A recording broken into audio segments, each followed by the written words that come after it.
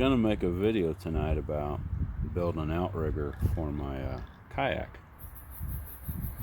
Went to Home Depot, bought the fittings I thought I needed for the PVC pipe that I already owned. Thought I had 1.25 inch. I didn't have 1.25 inch, so I went and got some tobacco and an adult beverage, and here we are, not making it yet. After I had a bunch of other stuff I had to get done, that I'd work on this kayak outrigger. These here are going to be the mounts that are going to go into the original fishing pole hole. So this is a 1 inch into the inside of 1.25 inch onto a fitting, reducer to a 1.5, because then I'm going to go to the 1.5. I had a lot of this PVC pipe just laying around, so I was pretty much just buying fittings. But here is kind of how this works. So it's starting to get dark, but on the Journey you have these fishing holes, so this is going to fit in there. I'll give it a little tap just to kind of snug it, but one on either side, right? And then that'll start one on either side there, and that'll start the holders for the frame of the outriggers. It's starting to get late. I only had a few minutes I could get out here and mess with it tonight, so that's what. It's dark. This part goes pretty quick. And before I get too much further, remember, you're going to do this dry fit. You're not going to start gluing until you've got it all together and figured out what angles and lengths and everything you want. Don't glue till you're absolutely satisfied with it. Then glue it together. A lot of guys use the electrical conduit in their videos that I watched. They say it's more rigid. It's probably true. I had this stuff laying around not doing anything, so hey, why not use what you got, right? So this ended up being a 16-inch piece between here and here, and then these are just 1.5 inch, 45 degree electrical conduit elbows, but anyways, starting to kind of see the shape. That went pretty quick and easy, so I was like, hey, I got enough light out here with to see to do that. It's gonna be pretty cool. I'm getting a little excited. What I'm thinking for the outrigger, I wrote some lengths on there so I'd remember to make the other side, remember what I did over here, and that's coming off the 45 that I had set up. And so basically this is just another 45, and this 5-inch piece to cap on the end, and it's gonna look some kind of crazy, something out of Star Wars, I think. You do want them to be straight. Again, not gonna glue this until I've tried it all out, finished it all but gluing and paint, try it out. It seems like it's gonna work, which so far my dry run's sitting on dry land. It seems to be working. So got quite a few little things to do, but I'm getting there.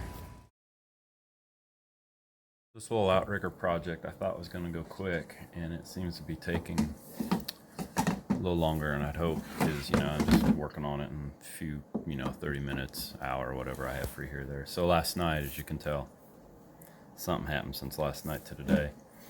I'd put this piece into this piece and decided, oh, I want it to be the other way. Didn't really matter, other than this little thing. I thought it looked cooler one way than the other, and OCD, because I wanted it to be the same as the other side. Couldn't get it out, so I put the fitting between my legs and pulled on this thing super hard, and it broke loose, and bam, with both hands as hard as I could, knocked myself clean out. I think I went out about 3 different times before the doctor put my face back together. So hopefully this concussion will kind of pass and it won't be so foggy. I'm feeling good at the moment, and I can get this thing done and we can get it in the water. Be careful with DIY projects.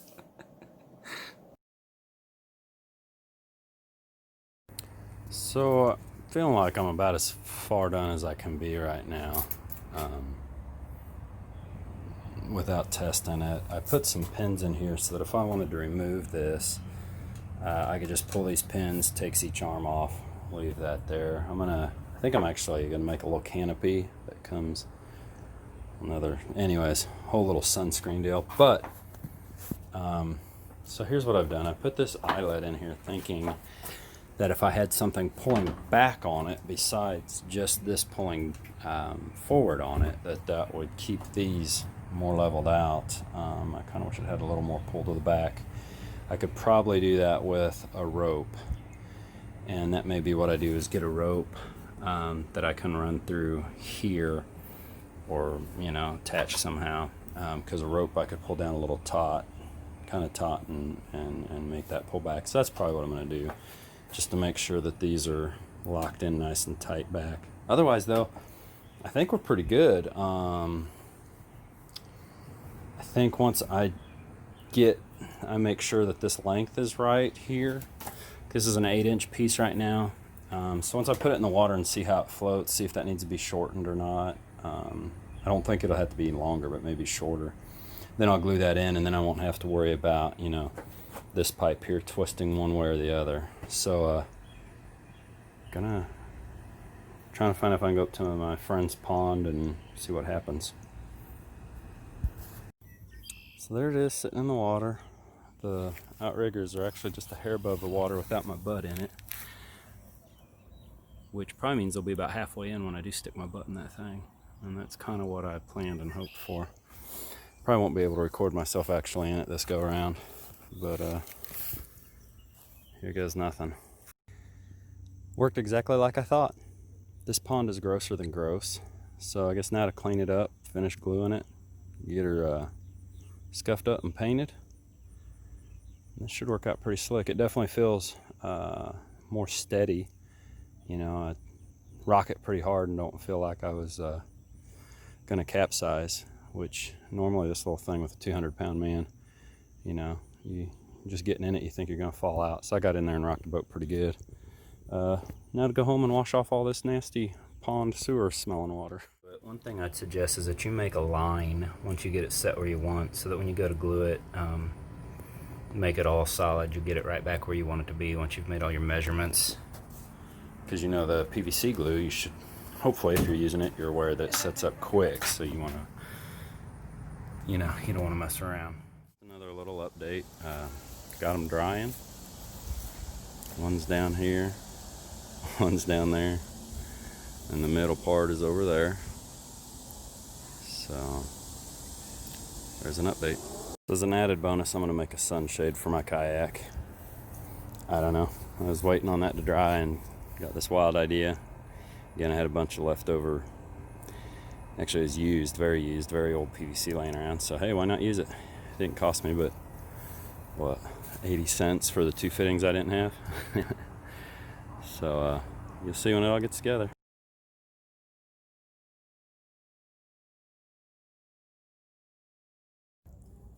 Well guys, here it is, the outriggers on the boat, completed, in the water.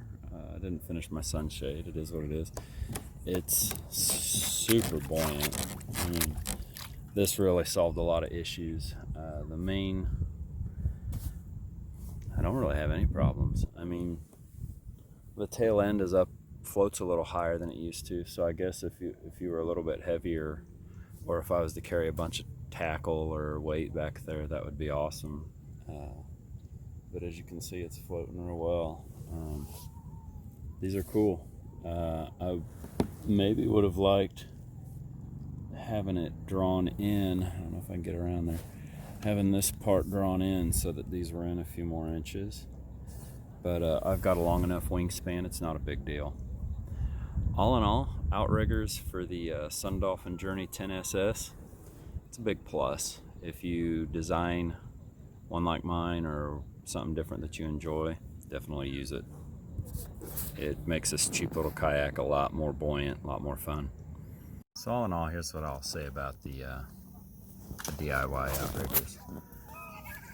They do a good job, they're worthwhile. I don't know if I would have made them. So this was 17-inch on either side, and then of course I have the 45 with a 5-inch piece and a cap. I don't know that you necessarily have to have the turn up. I mean, the 45-degree angle makes it look real cool, but I don't know that you necessarily need it. It definitely makes the boat more stable on calm water. I don't know, maybe if I was fishing, and was standing up, I'd probably really appreciate it more. But just paddling around like this tonight, not a huge deal.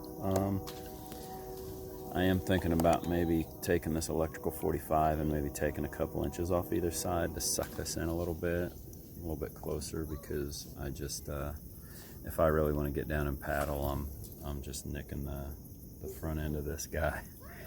I'm not really complaining. All in all, it's not a big deal. I mean, my other option would be to make my paddle. I added a 1 foot extension. You know, the one that comes with the SunDolphin's kind of short, especially if you're a big guy. So I welded up a 1 foot extension. Maybe if I just make a 2 foot extension, that'll be good enough. But not complaining, not one bit. I set out to build something and succeeded. And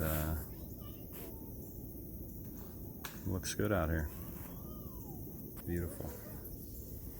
All you can do now is just come out here and enjoy the ride.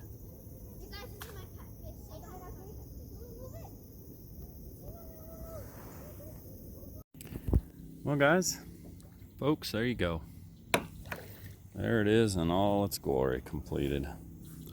I think I will take a couple inches off the top of the 45 to bring that in a little bit closer, and I think that'll be pretty near perfect. Handles well. I can stand up. Ready to try it out with a fishing pole next.